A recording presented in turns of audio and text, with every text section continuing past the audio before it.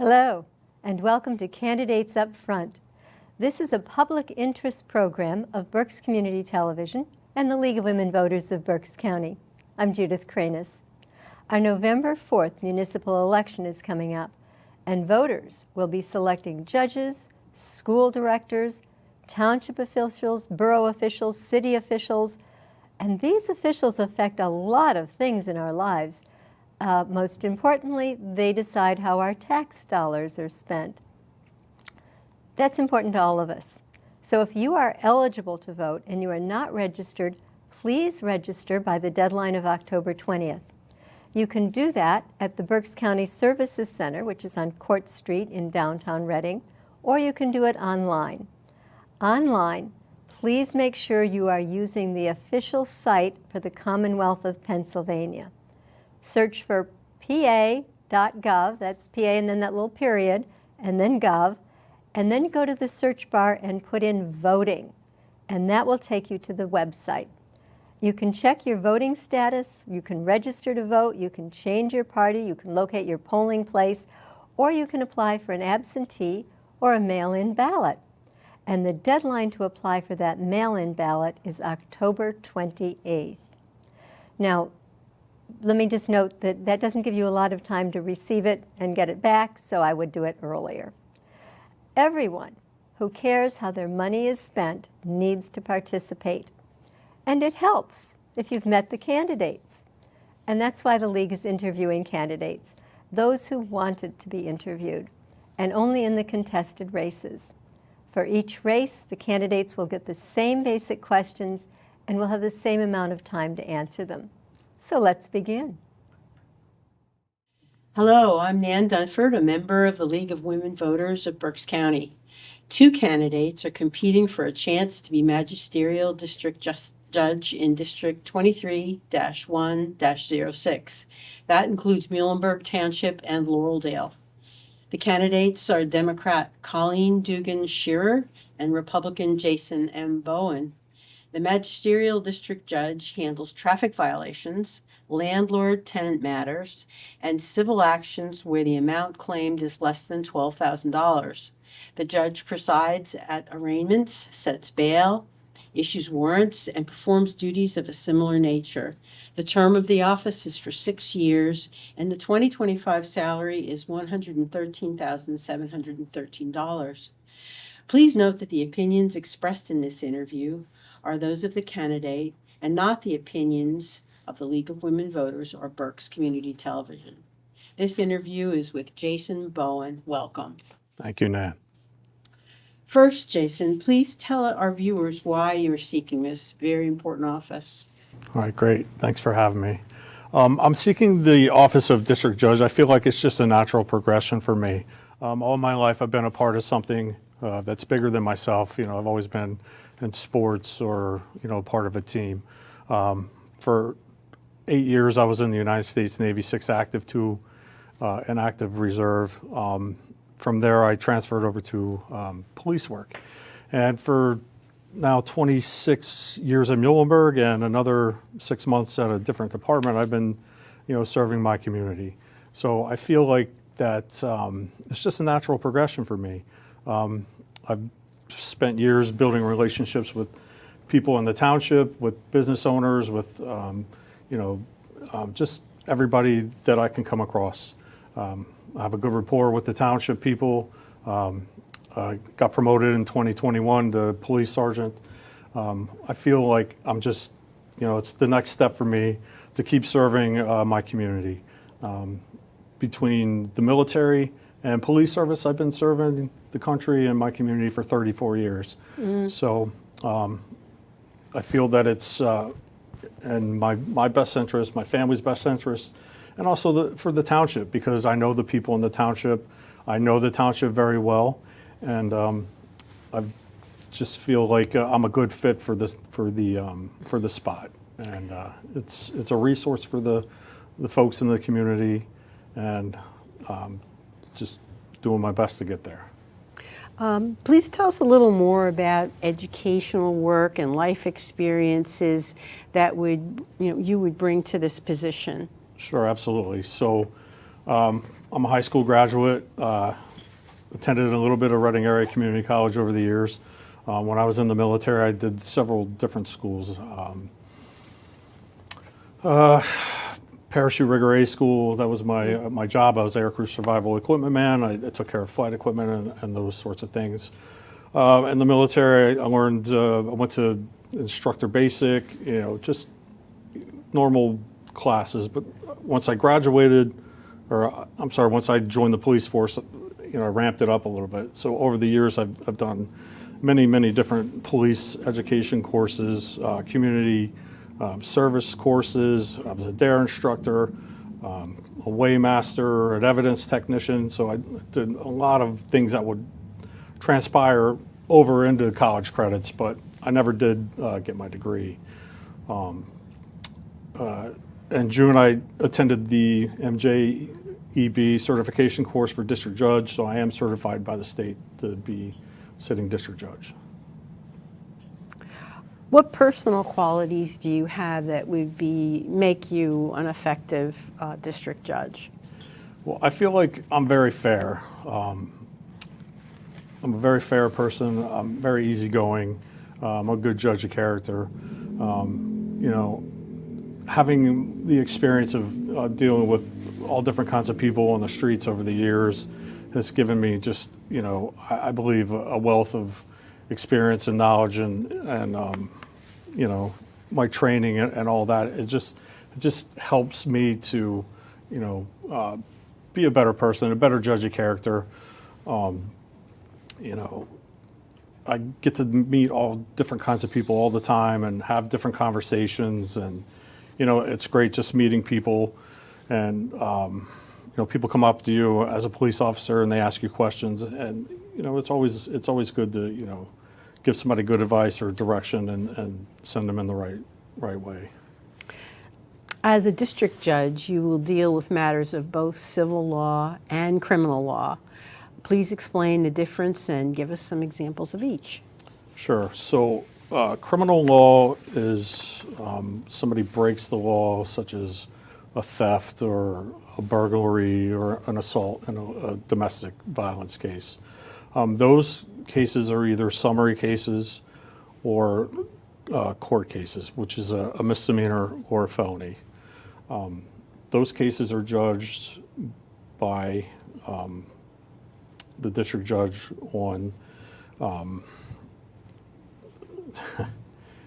so a court case comes in, you would judge criminal by, oh my goodness, drawing a blank here. Obviously, beyond a reasonable doubt. So Yes. beyond a reasonable doubt is the standard of proof for a court case, which is a misdemeanor or a felony. So you're looking at the elements of the crime. Are the elements there? Are they met? If the elements are met, then the case gets bound over to court. A civil case is by the preponderance of the evidence, 50.1%. So there's a different level of proof or burden of proof between civil and criminal. Yeah, that helps. Thank you. Absolutely. So what is the district judge's role in handling criminal matters or cases within the entire system? Well, we do the preliminary arraignments. So a case is established by a police officer by either an arrest on view or by filing a complaint. Once the complaint is received by the district judge, then the paperwork goes out for the defendant to appear. Once the defendant appears, then the arraignment is done. So basically, at an arraignment, the defendant is given his rights, bail is set, and the charges that are levied against him are told to the defendant. That's pretty much at that level. And then what about, then it goes to the next level? Right. So after that's accomplished, then there's a preliminary hearing, and at the preliminary hearing, either it's prima facie, which is there's enough evidence to bound over to court of common pleas. Okay, thank you. Absolutely. So a similar question, how does the district judge fit within the civil system? So civil complaints, again, are a different standard of proof. Landlord-tenant has, tenant has a right to contest a landlord ending terminating a lease or things of that nature, contracts, things of that nature. And the burden of proof is different. It's not beyond a reasonable doubt. It's, by preponderance of the evidence, it's 50.1%, whatever tips the scale. It can tip the scale towards the landlord. It can tip the scale towards the tenant as well. Or in a civil case, it doesn't have to be landlord-tenant. It could be, a corporation suing a person or a person suing a business and vice versa. And then how are your cases appealed at that point? So there is an appeal. Anything that, any decision I make can be appealed to the Court of Common Pleas within 30 days. Okay. Absolutely. District justices decide whether there's sufficient evidence for a case to go to trial. So your role and your thought process as a district justice, what would you consider in making decisions? The law, Sure. the human part, whatever you'd like Right. to say about that. So obviously the case comes in, you see what the charges are, and each case has different charges or, somebody's whatever they're charged with, but each crime has an element. And each crime you have to meet the element, the officer or the Commonwealth has to meet their burden of proof. And if they don't meet each element of the crime, then the crime doesn't get bound over. So whatever the crime may be, there may be 3 or 4 different elements of that crime. If they're not met and the Commonwealth doesn't meet its burden of proof, then the charge is dismissed and the defendant's free to go. If all the criteria is met, the burden of proof is met for each element of the crime, then the charges get bound over and it goes to the Court of Common Pleas. Okay. District judges set bail. What criteria will you use to decide whether bail is needed, and what criteria will you use to determine how high that bail should be? Okay. So there's a criteria sheet for bail. There's 10 different things. So what you want to look at is, the defendant's history, criminal history, the defendant's ties to the community. Does he have family in the community? Is he employed? Do they have a substance abuse problem?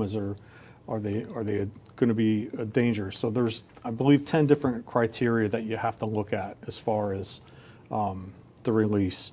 And obviously, the lesser the crime, the lesser the bail is going to be.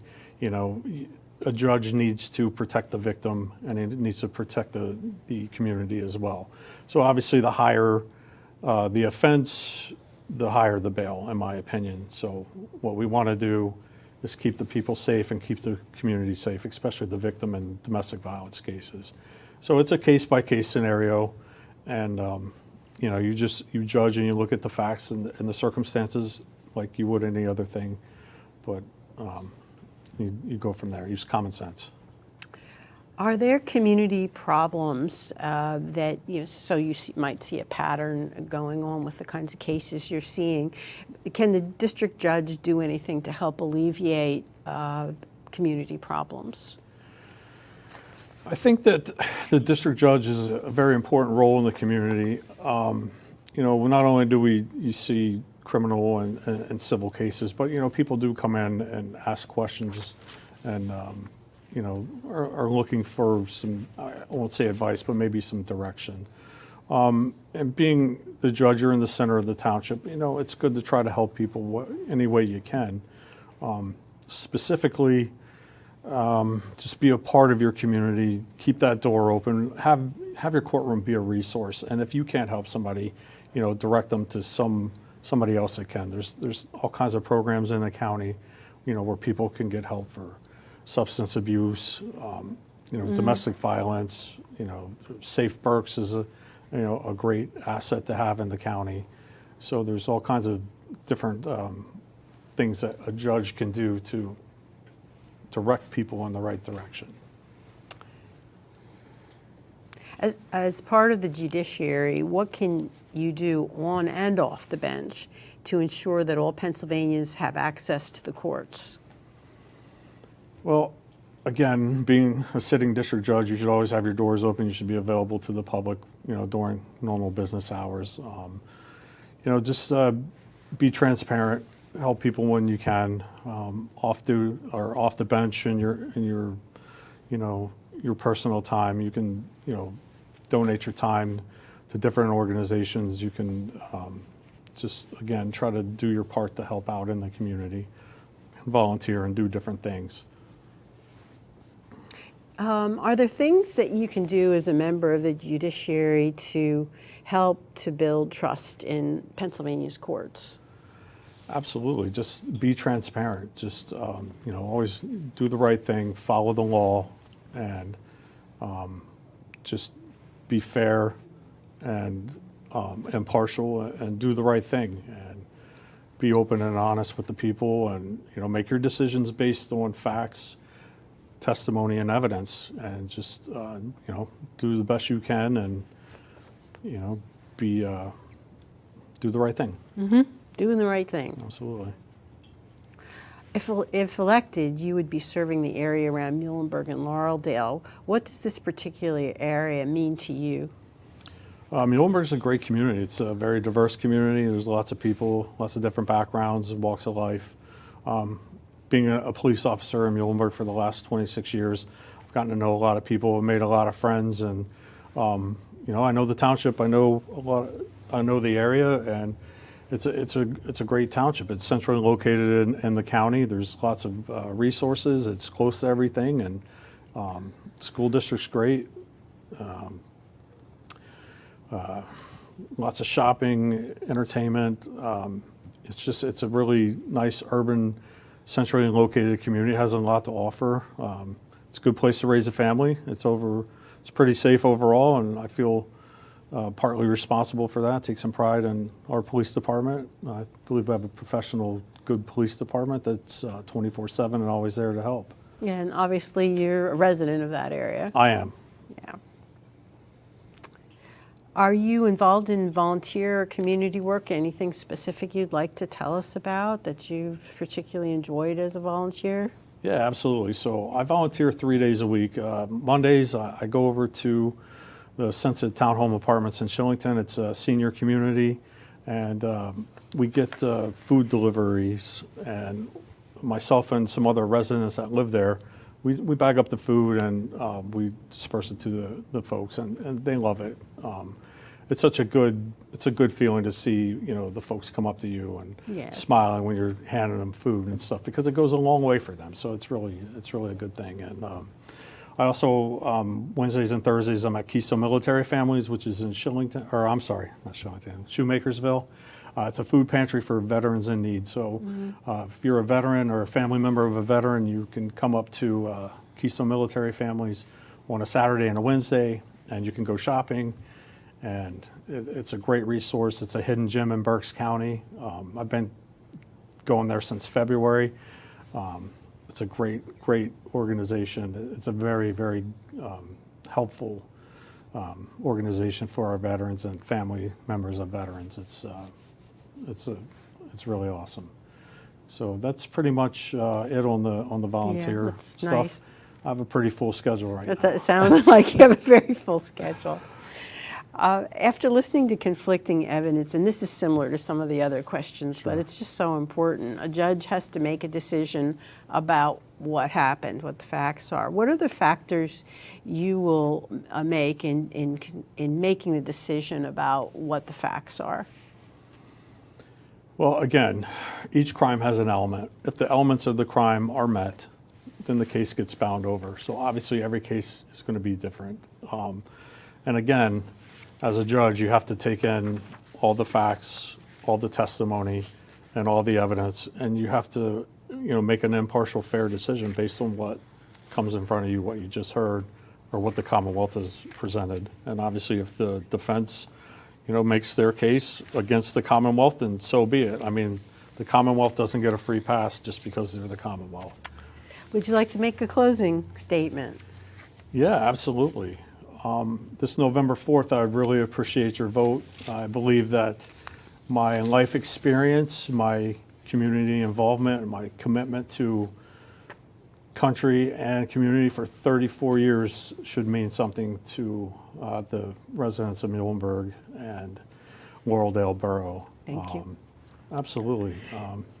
Thank you, Jason Bowen, for sharing your views with us. Viewers, please remember there's another candidate for Magisterial District Judge, Colleen Dugan-Shearer. You may vote for one candidate. And finally, you will find candidates up front interviews on BCTV and its website and YouTube page. For more information on more candidates, go to the League's online voters guide, vote411.org. For more information on election procedures, contact Berks County Election Services, elections at BerksPA.gov, 610-478-6490. And thank you for watching Candidates Up Front.